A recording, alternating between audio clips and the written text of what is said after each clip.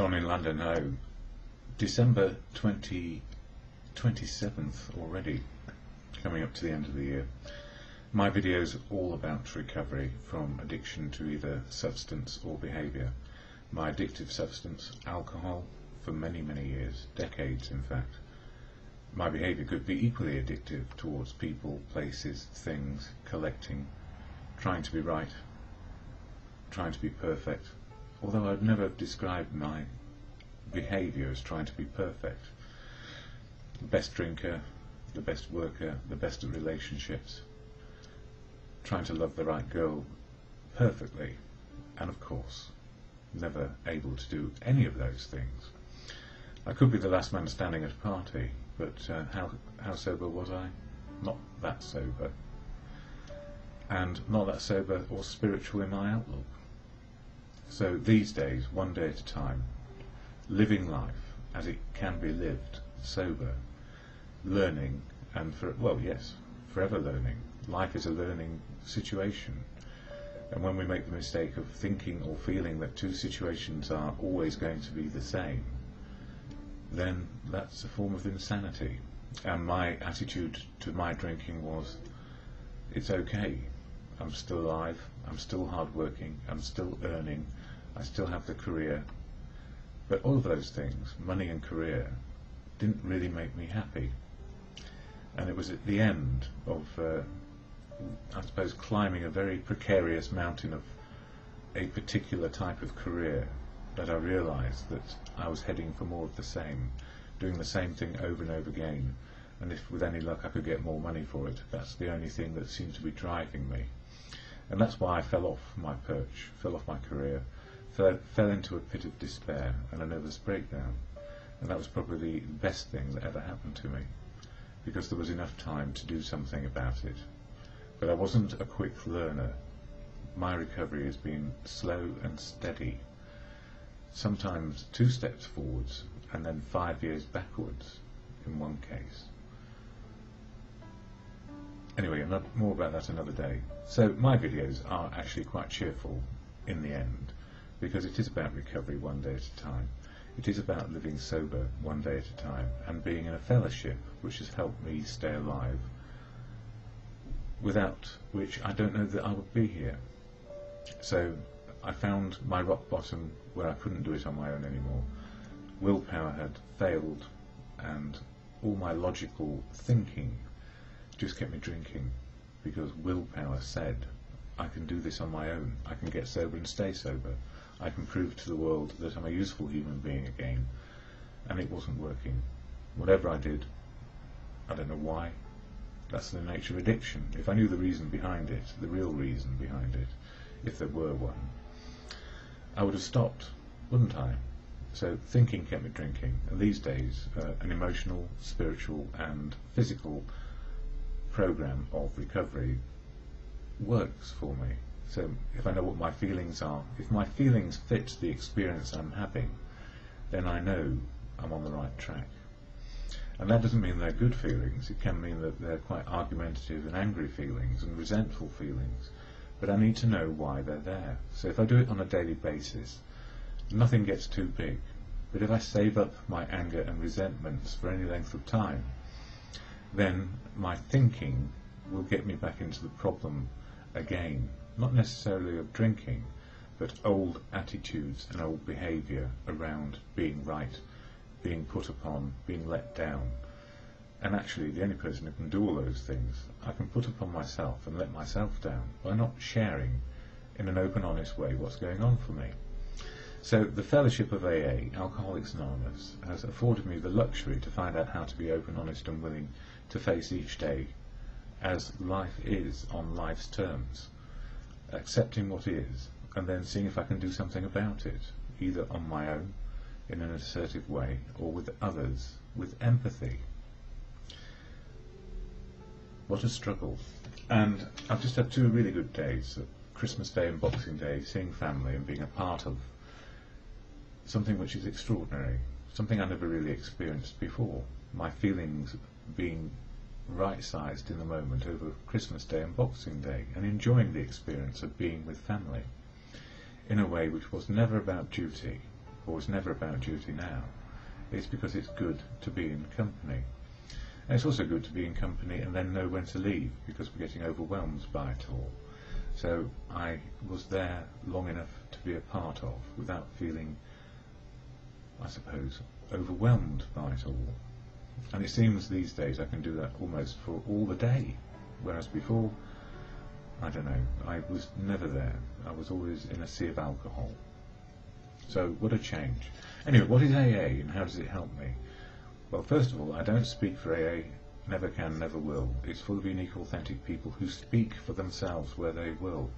So anonymity is sacrosanct within the rooms of AA and the fellowship.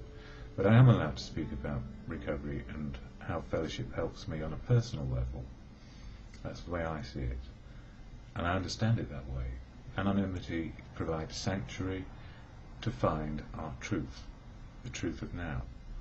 So people share as they will, where they will, and a lot just prefer to keep it within fellowship. So it may seem secretive, but it's not.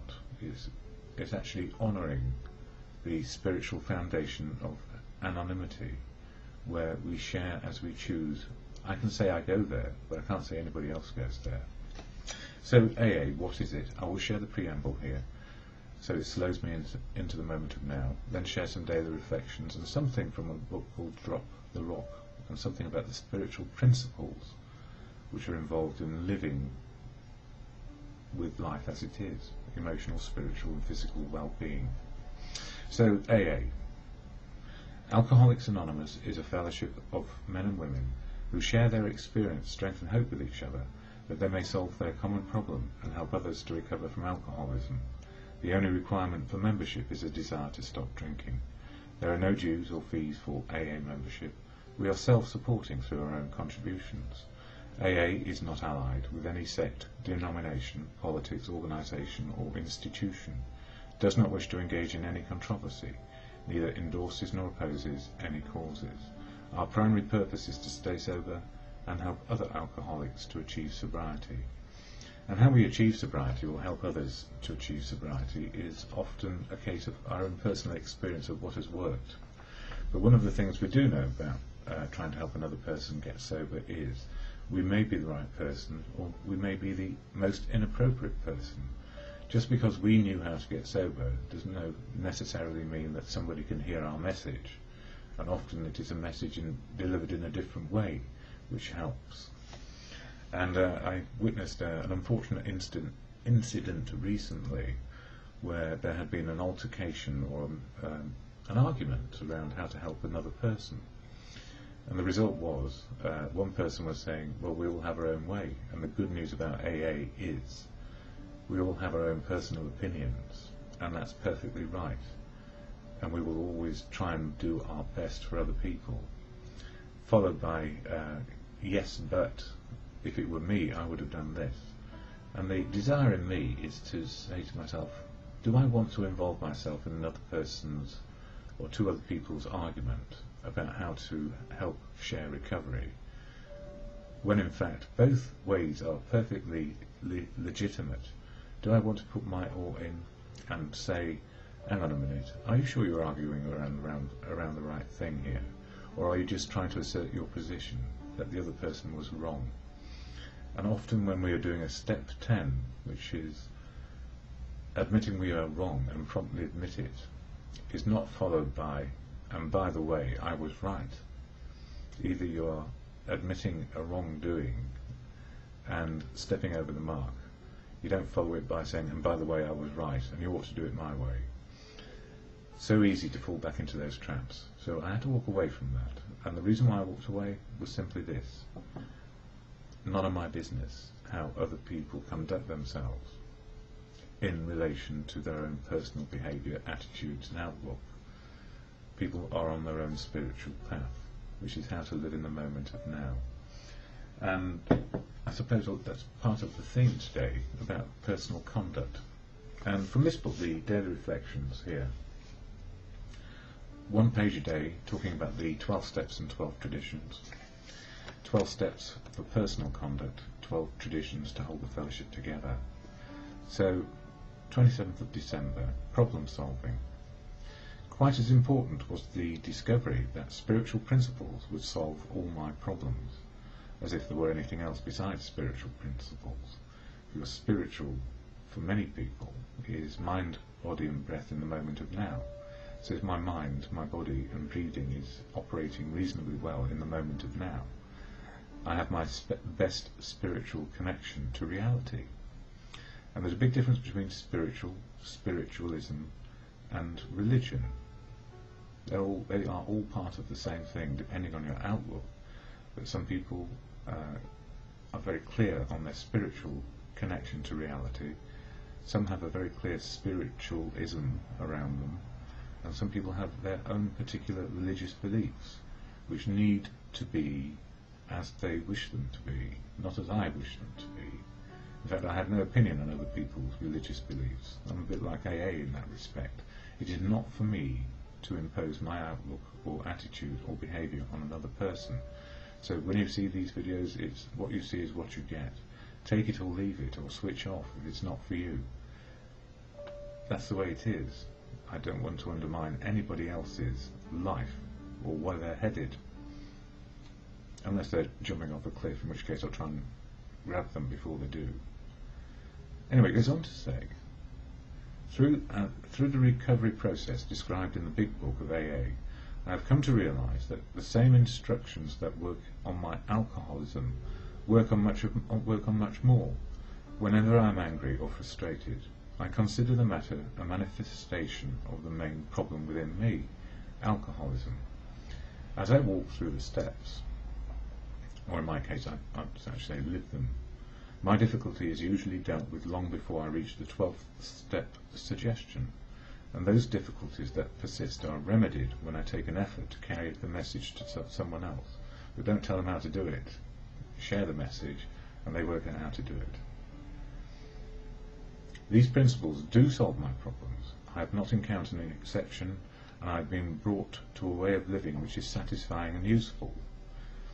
And, you know, when it said I have not encountered an exception, and I've been brought to a way of living which is satisfying and useful, is to know to what extent I can be useful to other people. And, you know, there's a phrase I use, to love, be loved back and useful, which is pretty much what sums up living a day at a time. To love, be loved back and useful in whatever enterprise or endeavour that we're engaged in. And, you know, the daily reflections, it means more each time we live a day. Or if our day is going peculiarly badly, or well, for that matter, it can be very helpful to us. And as it's about problem solving and spiritual, I reckon in my life I've been everything from atheist, agnostic to believer, to wanting to demonstrate to the world my superior knowledge of this, that and the other, when in fact I've just got the knowledge I've got. It's not superior to anybody else's. And one thing that fellowship taught me mostly is that we're all the same. We're the same size, we're equal to each other. Some of us have more knowledge about some things, and more knowledge and wisdom about others. But, you know, all these things are complementary, and if we try and do it on our own, as I found with trying to recover from the malady of the ism of alcoholism, into the solution of recovering alcoholic on a daily basis, that's fine. And some people suggest they are recovered. Well, looking backwards on yesterday, I was pretty well recovered yesterday, but I start again today, because it is just one day for me. And there's a coin, which is this one. I don't think you can see it too well. It's got the 12 steps on the front, which is surrounded by recovery, service and unity. And then on the outside it says, practice these principles in all our affairs. And the spiritual principles are on the back of this particular one. And it says here, acceptance is the first one. That's accepting life on life's terms and where I am today. Surrender is accepting I'm an alcoholic as well, but surrendering being right. Surrendering the rightness of my attitude and look on life, or outlook on life. Mine is just one. Faith in living well, to love, be loved, and useful. Open-mindedness, not being closed down, that my attitude and my outlook is right, because often it's enhanced and made even more broad by the input of other people. Honesty, I try to be honest. I look to truth, finding the truth of now. And it's not my opinion or belief. Truth is universal, as is love and wisdom. So when it came to understanding a faith or a God of my understanding or a higher power, truth, love and wisdom, yeah, it's not my truth, it's not my way of loving, and it's not my wisdom. It's the principles of truth, love and wisdom, the absolutes of those. Willingness, yes, rather than being closed down and stuck in the malady, always looking at the problem, willingness is about solutions. Moral inventory, well, we have a step 10. What is disturbing me on a daily basis? What has worked and what has not worked? What was my part in it? And am I at fault for treading on the toes of those people around me? And do I believe I'm really right? And the answer is no, not often these days. And amends. When I'm wrong, promptly admit it, definitely. Humility is forever learning for me. Having the ability to open my head up and say, you're not right, mate. I need to keep on learning. And these steps, for example, 12 principles and the spiritual principles are all about continuous learning about life. And it's not about my solution. It's about a solution which may be the right way forward based on what other people say. Persistence, and that's about endeavour for me, not giving up. Whereas in the past I was so broken, I had given up, and I didn't know how to get myself out of the deep, deep hole I'd got into. And spiritual growth, learning in the day. I keep coming back to learning. And then service, unity, service and recovery. Service isn't me telling you how it is. Service is me sharing how it is working for me today. And I always say it's the many voices within fellowship that keep me sober. If I listen to one voice, the one that's going off in my head most of the time, thinking, oh my God, that's not right. It's not actually. But there is a time and a place where, the experience of life tells me that I could jump in here and try and fix something. And the answer is not to fix another person's spiritual experience. It's to help them have a more full spiritual experience, if that makes sense. So I'm learning a lot on a daily basis, and I know I've become teachable again. That's the most important thing, on a daily basis, to be teachable. And if I upset someone by my actions, I'm willing, more than willing, to try and make matters better if I can. Or if I can't, I'll have to shut up and live with it. So, Drop the Rock. It's not an AA publication, but it's from Hazelden, who are famous for publishing books about recovery. And I like Drop the Rock because it's about step 6 and 7. Step 6 is about our defects of character, and somebody mentioned last night they didn't like the word defects. I'm not too keen on it either. I like to call them assets and liabilities. But some of my liabilities were around fear, putting on a brave face, and an ego so brittle, if you broke it, there was nothing underneath. And that's my sort of defects of character: fear, brave facing and ego. And my assets, or what is described as shortcomings, not enough of something. I'm short on, often, courage, faith and confidence. Or years back, and I was certainly short on courage, faith and confidence. I just went along with and tried to do whatever you told me to do, to be loved and loved back, and useful. But these days, courage, faith and confidence means I have my own opinion, and I can be assertive in some arenas when I'm on my own, assertive around my attitudes and behaviour. But when I'm with people, I need to have empathy, which is being able to ask, how are we feeling about the situation, why, and what can we do? And on page 87 in Drop the Rock, or 86 it starts. Many of us are like the man with a house by the river. We don't recognise the help that comes our way every day. That was me in the malady. Trust is learning to see the help that is already available in our lives, and knowing that more is being provided on a regular basis. We must learn to give fully of our efforts, to not drown, and let go of the results. Trust is twofold in nature. Learning to trust ourselves by being true to our integrity and giving full effort and willingness, and secondly, surrendering to the process and knowing that help is available if we ask, and understanding that if we don't see the help, it may be that we are unable to see it, and that's often because my point of view is getting in the way. Not that it is unavailable, and that's what was happening last night. If I'd stepped in and tried to help, oops, I shouldn't have said last night, but it was last night, but tried to help two people come to an understanding of both points of view were equally valid, I'd have just made it worse, because it would have been unwelcome. They were so right in their own opinions. And I feel like I'm saying that I'm right in my opinion, but I don't know that I am. Trust comes through action. By acting worthy of trust, we gain the trust of others and ourselves. By acting trustworthy, we begin to see the help available when we are out of line with our spiritual intentions and our willingness to change. So, our spiritual intentions and willingness to change doesn't mean we intend to tell people what their spiritual intentions ought to be, or that they should be changing to our point of view.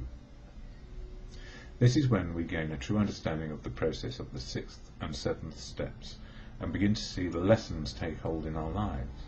The only things we used to trust were the things we were addicted to, namely being right, being willful, self-driven, in my case. When we began to put our trust in the program and our higher power, the destruction stopped and recovery began. So it's moving from the problem into the solution. So when I put my trust in the program, which is to hear experience, strength and hope from others about how to have courage, faith and confidence to meet the day, then my shortcomings are less. So my courage, faith and confidence improves, and I have a better solution type day. But if I step back into my defects, where I'm looking over my shoulder and fearful, then a brave face comes on because I'm uncertain, and the brittle ego, where anger and resentment can step out and smack people on the head. That's what happens. So on any given day, it can be a step 6 day full of resentment and anger, or it could be a day, step 7 day, improving my courage, faith and confidence. And what tends to happen is you get both those sorts of scenarios all day long, every day. But if we are conscious of what are our spiritual principles, and we learn to live to them just gently one day at a time, then we're back on track again in no time. We're learners, we're not perfect.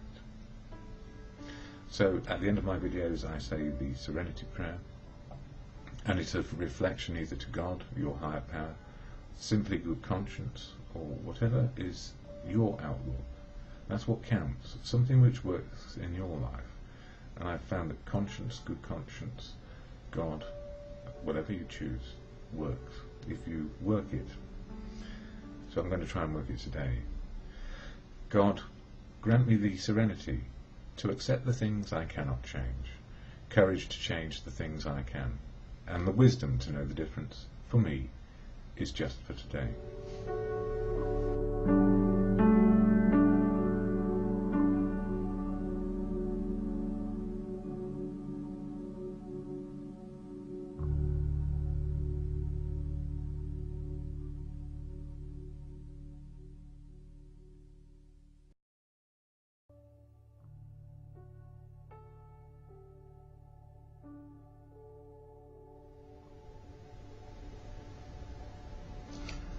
Don in London, hello. It's December 27th, 2009, Sunday morning, and the world is starting to come back to normality, I guess.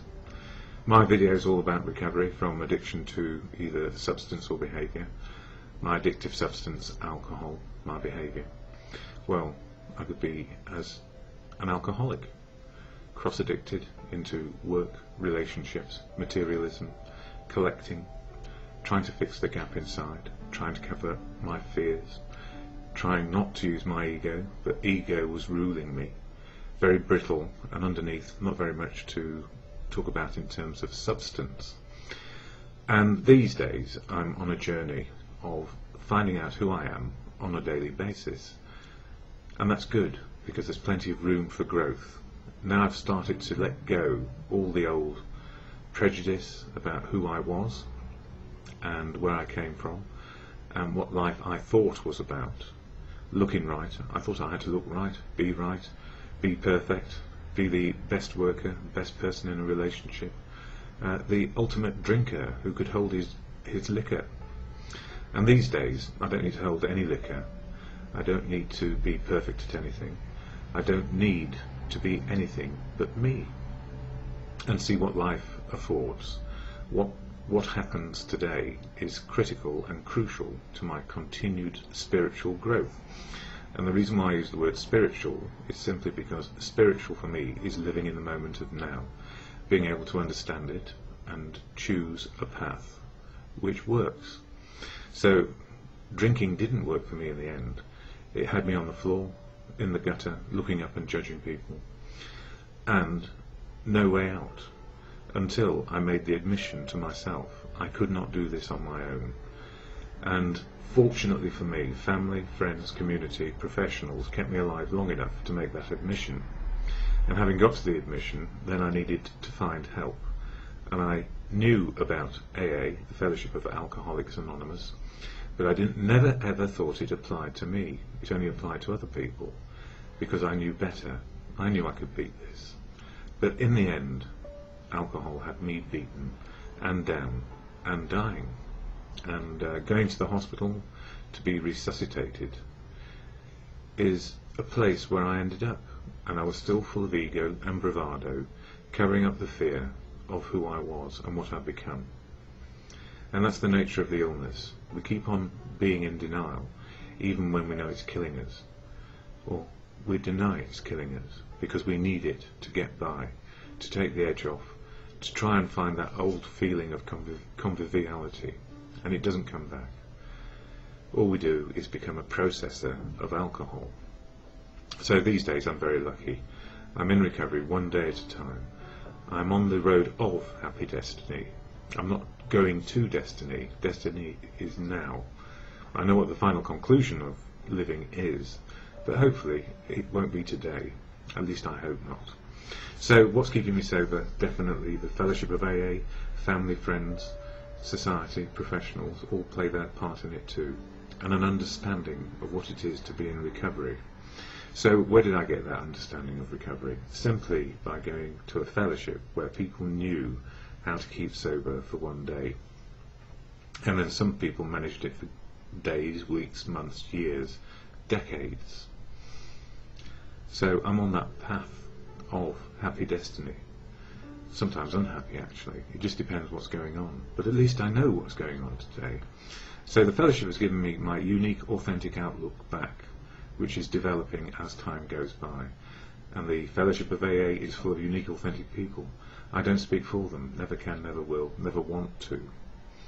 That's the gift. We all find our authenticity again, and to be unique, and our path is as it is. So what is AA? This is the statement of intent, or the AA preamble shared at every meeting I go to, and it reads like this. Alcoholics Anonymous is a fellowship of men and women who share their experience, strength and hope with each other, that they may solve their common problem and help others to recover from alcoholism. The only requirement for membership is a desire to stop drinking. There are no dues or fees for AA membership. We are self-supporting through our own contributions. AA is not allied with any sect, denomination, politics, organisation or institution, does not wish to engage in any controversy, neither endorses nor opposes any causes. Our primary purpose is to stay sober and help other alcoholics to achieve sobriety. And that's it. Help others to achieve sobriety who have a desire not to drink on a daily basis. And that's the gift. We don't make it any bigger than it need be, to live in the moment of now.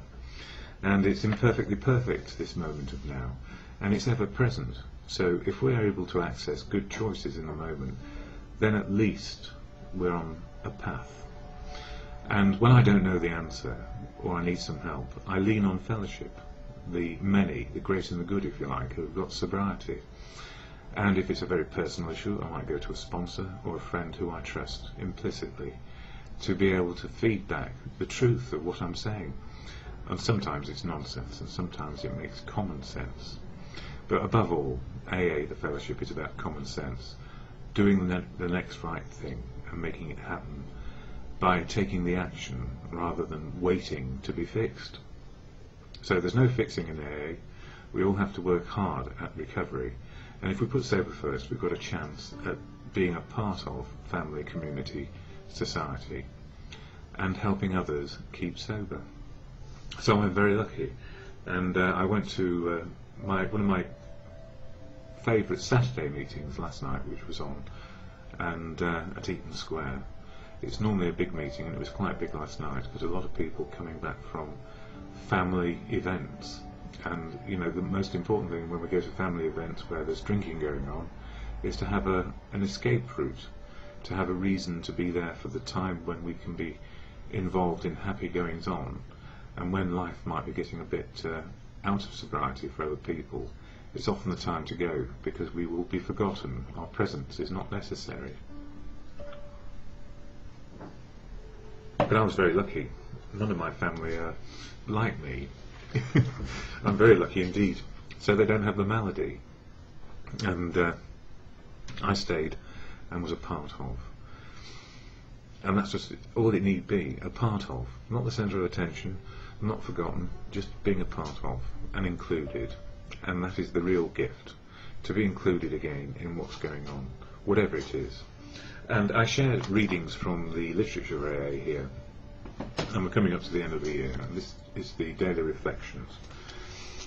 And it covers the 12 steps of action for individuals trying to remain in recovery.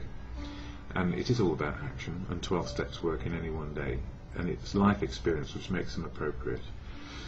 And it talks here on the 27th of December about problem solving.